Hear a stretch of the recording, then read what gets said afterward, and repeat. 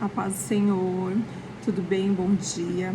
Quero compartilhar uma palavra com você hoje, que encontra-se no livro de Neemias, no seu capítulo 1, versículo 2, que diz assim: Um dos meus irmãos, chamados Anani, veio me fazer uma visita, em companhia de alguns homens que haviam chegado de Judá. Na conversa que tive com eles, procurei saber como iam as coisas em Jerusalém. Como estão os judeus que restaram, aqueles que voltaram do cativeiro? E como está Jerusalém? Perguntei a eles. E eles responderam: as coisas por lá não andam boas, e os que sobreviveram ao exílio estão de volta na província de Judá. Eles passam por grande aflição e humilhação. Os muros de Jerusalém ainda estão derrubados e as suas portas destruídas pelo fogo. Quando eu ouvi o que eles disseram, sentei-me e chorei. Na verdade, durante dias eu não quis saber de comer, pois passava todo o tempo orando ao Deus do céu. Então orei a Deus: ó Senhor, Deus dos céus, grande e temível, que guarda a aliança e a misericórdia com aqueles que o amam e obedecem os seus mandamentos. Que os seus ouvidos sejam atentos e os seus olhos abertos à oração desse servo. E aí ele continua, vai orando.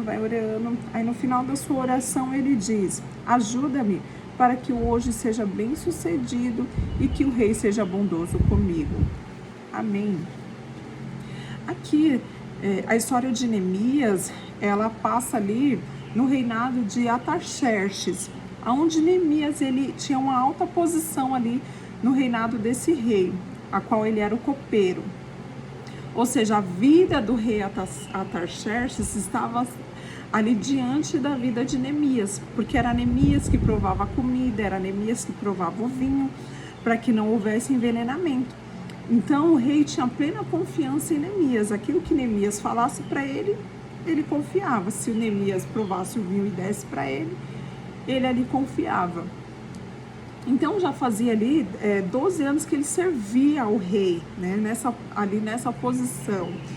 E quando ali os seus irmãos vai o visitar, o seu irmão Anani vai visitar ele ali, ele traz algumas notícias de Jerusalém. Jerusalém havia sido invadida por o rei Nabucodonosor, onde ele derrubou os muros, fendeu as cidades, colocou fogo nas casas, destruiu o templo. E eles passaram ali 70 anos no cativeiro. E depois desse tempo o Senhor reúne-os de volta e traz alguns dos cativeiros e eles vão para suas casas. Porém só há destruição, né? Humilhação, aflições, onde eles chegam ali diante da sua cidade e não conseguem nem reconstruir o muro. Muro esse que era que guardava toda a cidade de Jerusalém, para que os inimigos não entrassem na cidade. Então, quando Neemias fica sabendo, ele se entristece, porque ele fala assim: como pode eles estão lá, os meus pais estão lá, meus familiares estão lá, e eu não poder fazer nada, eu tenho que ajudar o povo de alguma forma. E aonde ele faz essa oração ao Senhor, reconhecendo que o povo havia pecado, reconhecendo o pecado do povo em si, e fala: Senhor, tenha misericórdia, né? E permita que eu ache graça aos seus olhos, permita que eu vá lá reconstruir esse muro, permita que eu vá e que eu seja bem sucedido diante do rei, ou seja, que o rei possa me liberar para que eu possa ir ajudar o povo, o seu povo de Israel. Ele fala isso na oração. E aí, diante dessa oração, ele vai servir o rei, e o rei, ele olha para Neemias e fala: nossa, mas você está com semblante triste, você está com semblante abatido, né? Que tristeza é essa que você vem durante um tempo? E aonde que Neemias, ele tem a oportunidade e conta toda a história. E aí o rei permite ele ir, né, com um prazo de volta, mas permite que ele vá. E Neemias ali, ele acha graça através do Senhor. E além do rei permitir que ele fosse, ele permitiu ir vários oficiais para que guardassem a vida dele. Foi vários funcionários ali para que ele fosse ajudado. E aí Neemias, ele então vai até Jerusalém. Quando ele chega em Jerusalém, que ele vê aquela cidade, ele vê aquela situação, vê o povo ali em aflição, ele fala para o povo que tinha ido com ele, ó, nós vamos ali à noite, né, vamos ver como que está Jerusalém. E ali ele faz um tour, vamos dizer assim, à noite, para ver por onde que ele ia começar, como que ele ia fazer, e projeta tudo ali. E diante disso, quando ele projeta ali, ele vê tudo certinho, algumas pessoas ficam sabendo que ele está indo para a reconstrução desse muro. E alguma dessas pessoas, eles perguntam, né, o porquê, né, que ele ia estar indo ali reconstruir aqueles muros. E o que o Senhor, ele vem falar para nós, né, nessa manhã, através da vida aqui de Neemias, né? Neemias, ele estava ali no seu conforto já há um período de tempo, e vem-se uma notícia, né, para ele, uma notícia ali do povo, né, da humilhação, de tudo aquilo que o povo estava passando, e arde sobre o coração de Neemias, para que ele possa ir fazer a obra do Senhor. Nota-se que Neemias, diferente de muitos outros, Neemias, ele não tem um chamado por um profeta que vai e fala assim, olha, o Senhor hoje está mandando você ir reconstruir o templo. Ele não tem um chamado de um homem que chega e fala assim, olha, você hoje foi escolhido para ser um reconstrutor de muros. Ou chega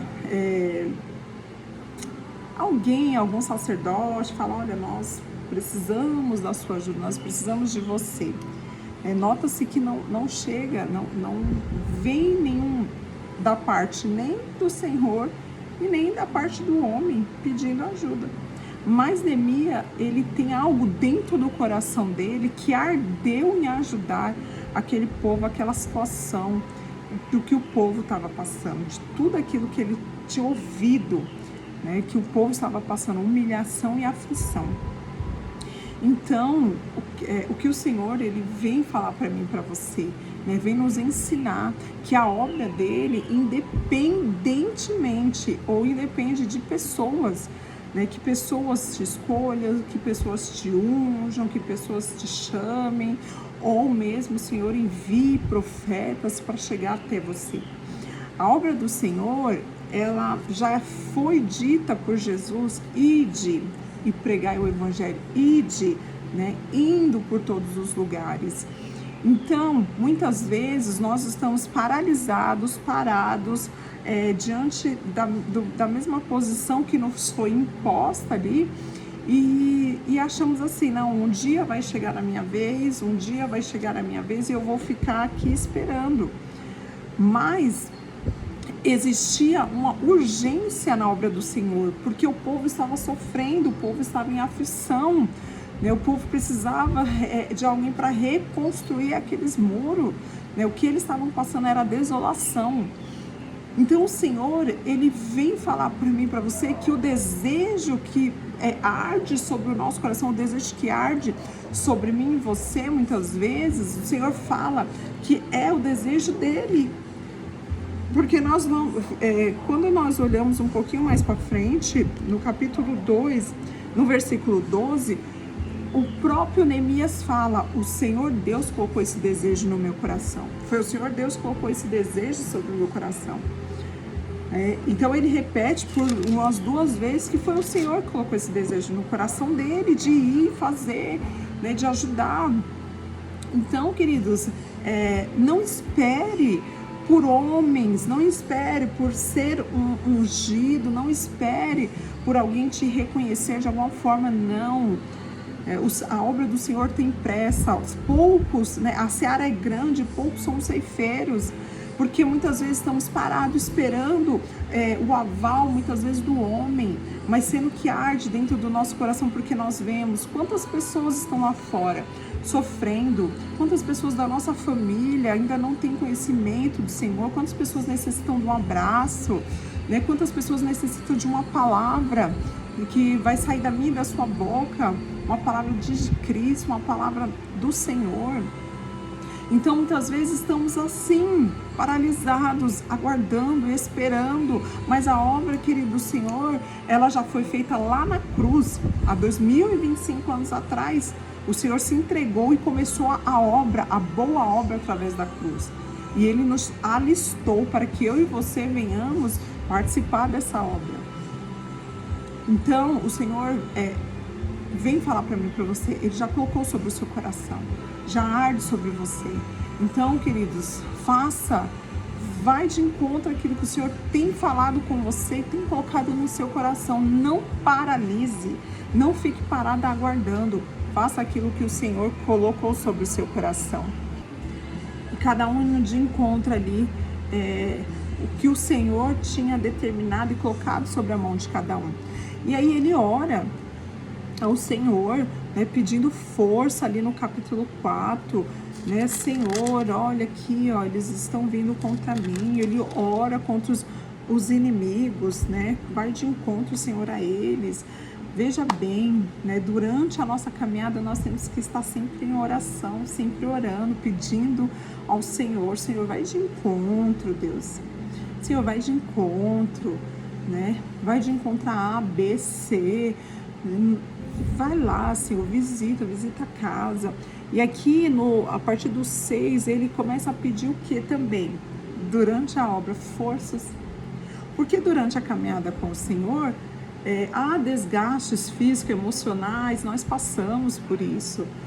Então, ele, num determinado momento, ele fala assim, Senhor, agora eu preciso de força, Deus me sustenta para me terminar essa obra, Senhor, vem de encontro, porque os contra-ataques do inimigo são muitos, e nós oramos, jejuamos, mas necessitamos ali da graça do Senhor.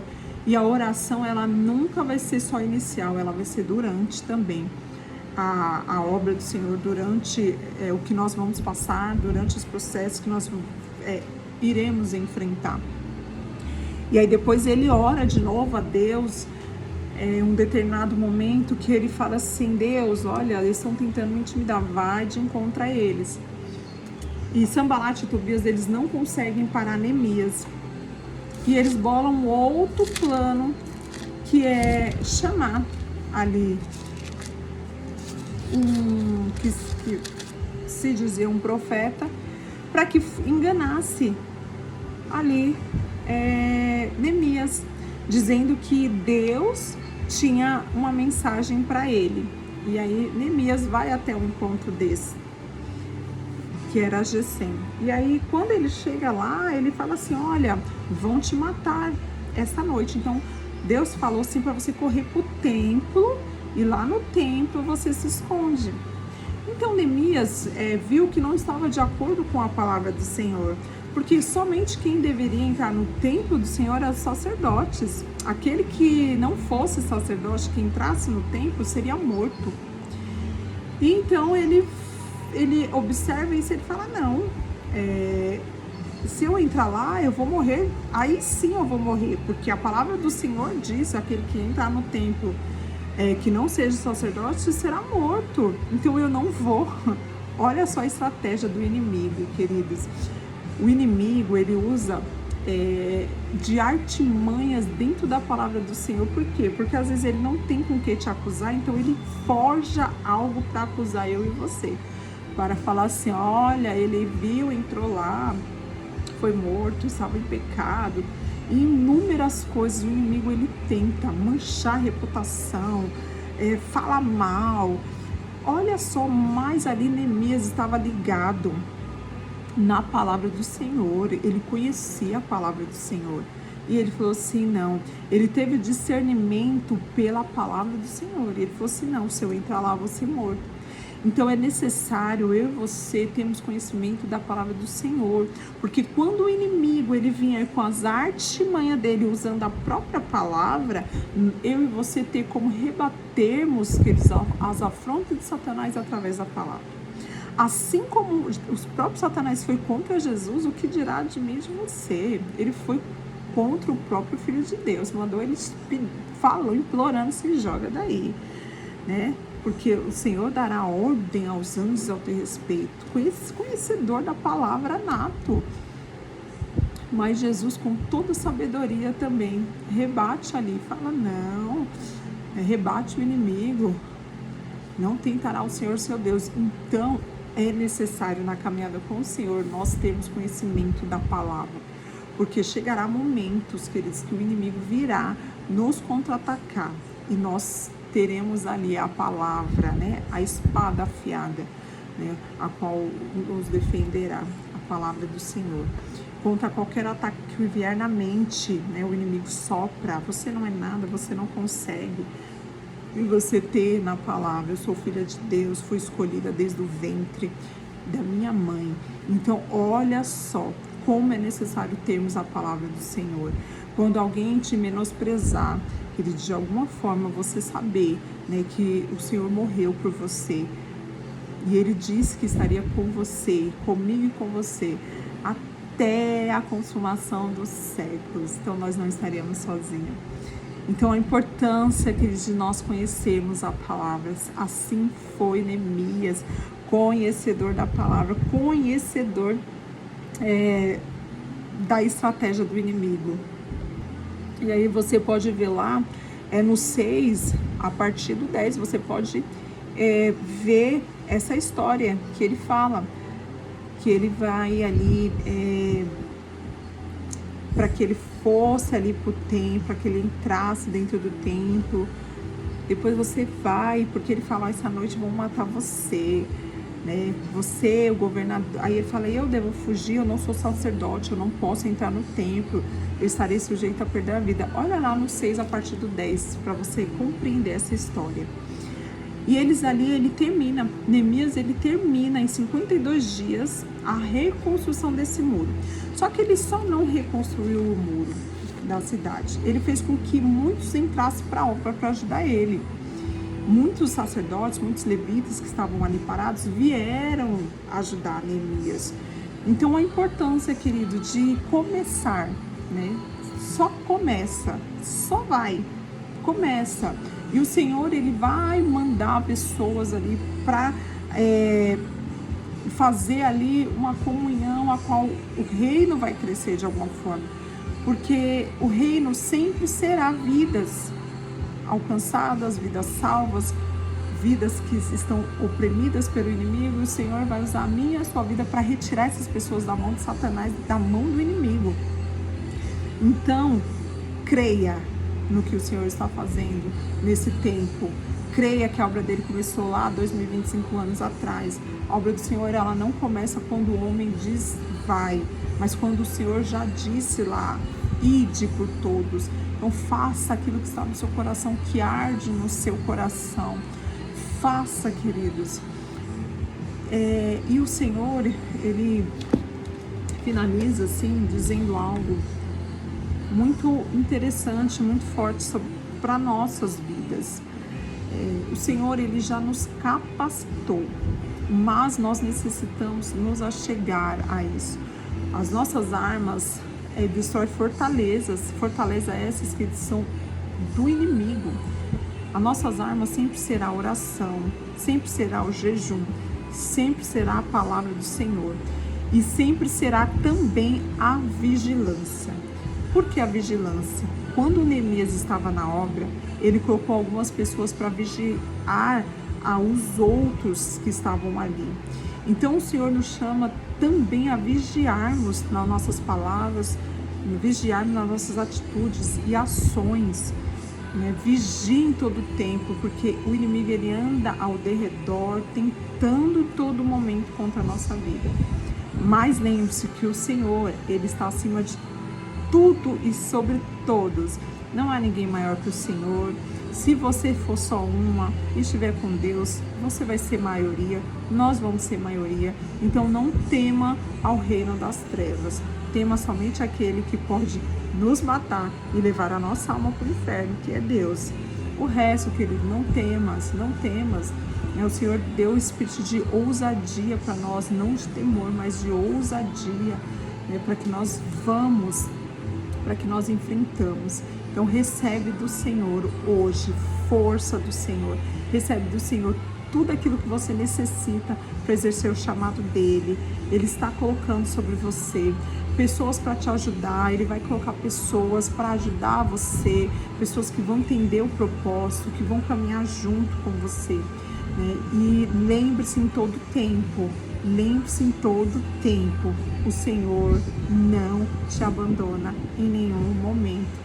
A obra Ele começou e Ele chama eu e você para participar daquilo que Ele já está fazendo. Amém? Deus abençoe a todos, tenham um bom dia e uma ótima semana.